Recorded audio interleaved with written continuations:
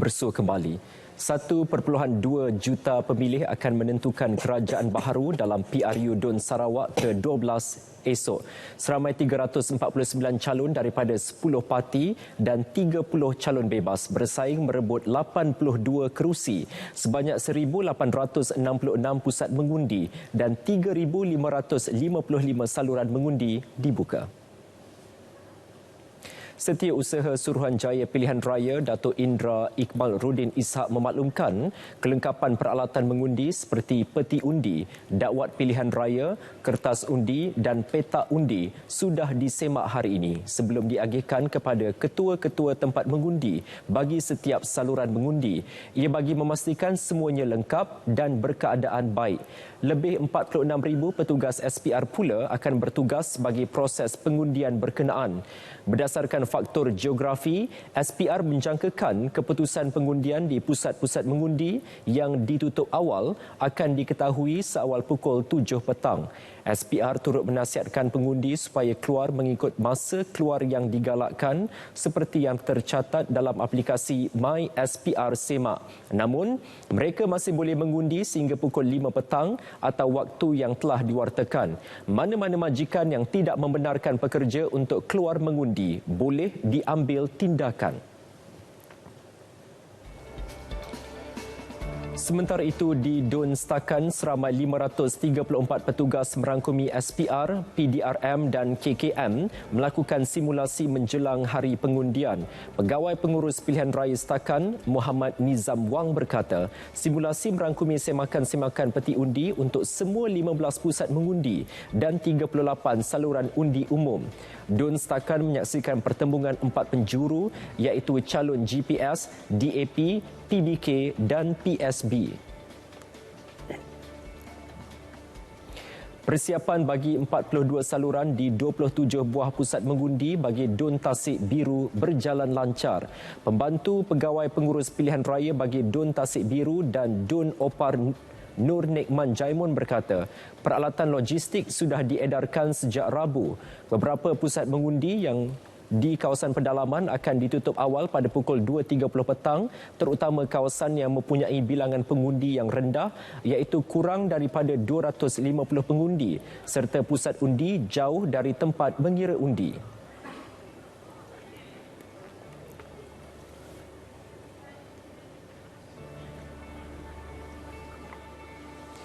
Ketua Polis Daerah Miri ACP Hakemal Hawari berkata, seramai 536 pegawai dan anggota dikerah ke semua tempat-tempat mengundi.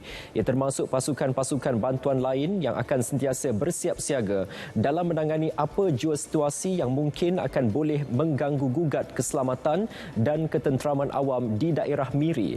Ujar beliau lagi, sehingga hari ini tiada sebarang insiden yang tidak diingini berlaku.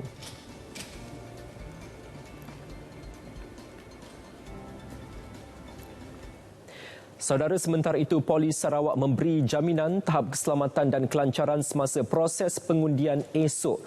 Pesuruh Jaya Polis Sarawak, Datuk ID Ismail berkata, jaminan itu dengan menempatkan lebih 7,000 anggota dan pegawai di semua pusat mengundi di seluruh negeri.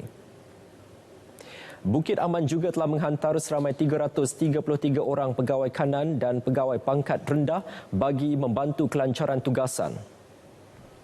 Pada 18 bulan ini menunaikan tanggungjawab masing-masing dan saya ingin beri keyakinan pada mereka bahawa keselamatan mereka adalah terjamin.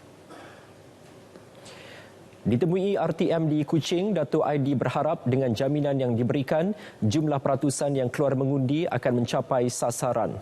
Esok dijangka seramai 1.2 juta pengundi mendaftar akan menunaikan tanggungjawab mereka. Sementara itu, Jabatan Meteorologi meramalkan cuaca cerah sepanjang waktu pagi semasa pengundian.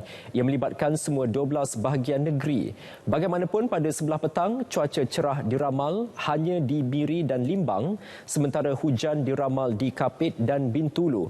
Manakala ribut petir diramal di Kuching, Samarahan, Seri Aman, Serian, Betong, Sarike, Sibu dan Mukah.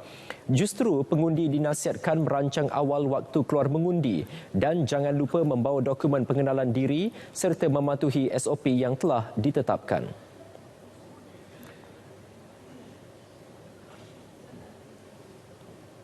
Saudara, hari ini merupakan hari terakhir semua parti politik kerajaan dan pembangkang berkempen menjelang hari pengundian esok. Walaupun hari yang ditunggu-tunggu menjelang tiba, beberapa calon yang bertanding mengingatkan pengundi agar terus mematuhi SOP dan arahan yang ditetapkan bagi memastikan keselamatan semua pihak.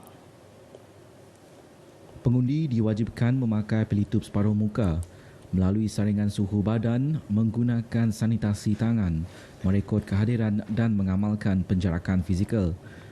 Pengundi bergejala dan tidak melepasi saringan suhu badan tetap dibenarkan mengundi di kemah khas dengan pemantauan rapi.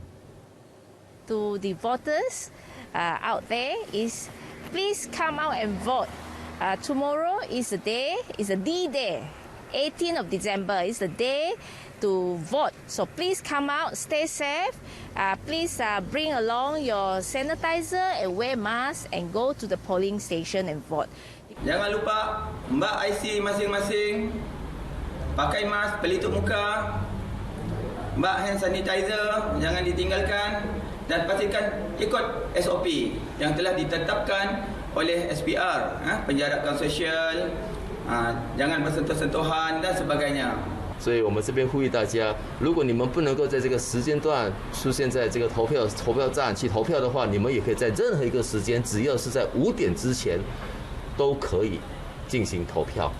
Suruhanjaya Pilihan Raya SPR turut mengingatkan semua pihak yang bertanding, tempoh rasmi kempen adalah sehingga 11.59 minit malam ini.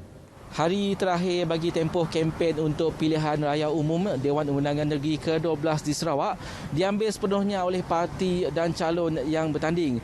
Seperti di kawasan strategik seperti ini, pedang bendera telah menemui kemuncaknya hari ini, di mana calon juga turun padang untuk cuba meraih sokongan pada saat-saat akhir ini. Dan bagi pengundi yang keluar mengundi esok, patuhi SOP yang ditetapkan serta ikutlah masa yang telah ditetapkan bagi mengurang kesesakan di pusat mengundi. Dengan itu, sekian saja. #kami milih yang sahih hanya di RTM. Penubuhan dana berdaulat di Sarawak amat penting sebagai persediaan memastikan masa depan golongan belia terus terjamin. Ketua Menteri Tan Sri Abang Johari Tun Openg berkata, dana berdaulat itu sama seperti di Norway apabila simpanan akan dikumpulkan serta dilaburkan secara profesional. Kita laburkan secara profesional international fund manager yang akan dipulangan kepada masyarakat belia masa depan kalaulah minyak dan gas kita sudah habis. So you have to have forward planning. Sebab itu ekonomi kita ke arah 2030. Yang kita rangkau bersama adalah untuk belia yang ada hari itu. Belia berucap di majlis perasmian program Jelajah Belia Mukah. Ujarnya penglibatan golongan belia dari pelbagai aspek mampu menganjakkan Sarawak menjadi bandar yang paling maju pada masa depan. Sementara itu, pada majlis berasingan di program Pemimpin Bersama Rakyat, Tan Sri Abang Johari menyampaikan 505 surat hak milik tanah Seksyen 18 peringkat kedua inisiatif baharu NCR kepada 2 wakil dari Kampung Judan Mukah dan Kampung Tutus Ulu, Jalan Mukah Balingian. Turut disampaikan 96 surat kelulusan skim pembesaran kampung SPK bagi SPK Baru Oya dan Senau Fasa 1 di Dalat. Pada majlis itu, beliau berharap pemimpin masyarakat di peringkat akar umbi mempunyai pengetahuan yang jelas tentang hala tuju kerajaan negeri. Bintulu, disitulah lokasi bermulanya projek lebuh raya Pan Borneo, iaitu dari pakej Simpang Nyabau ke Simpang Bakun. Kini jajaran Bintulu Miri laluan 2 hala dengan 4 lorong sepanjang 43 km itu menawarkan perjalanan yang selesa kepada pengguna sekitar.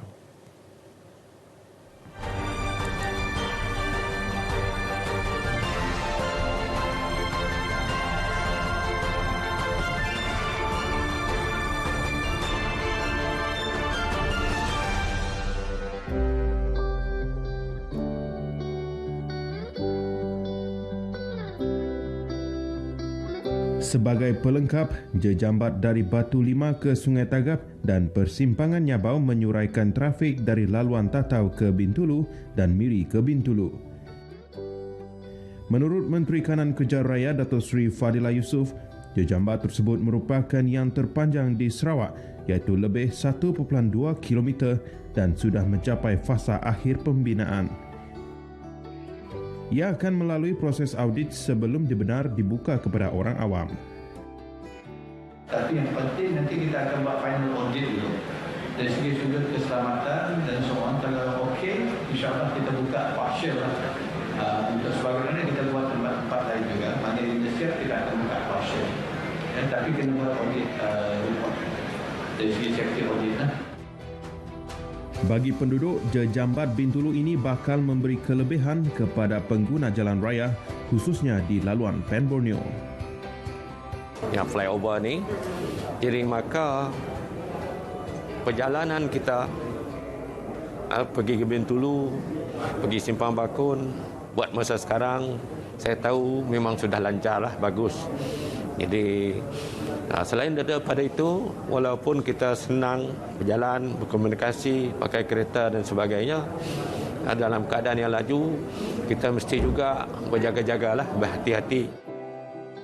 Sekarang kita ada itu flyover pun ada, jalan pun ada, senang sikit. Kira okeylah, kita pun senang hati.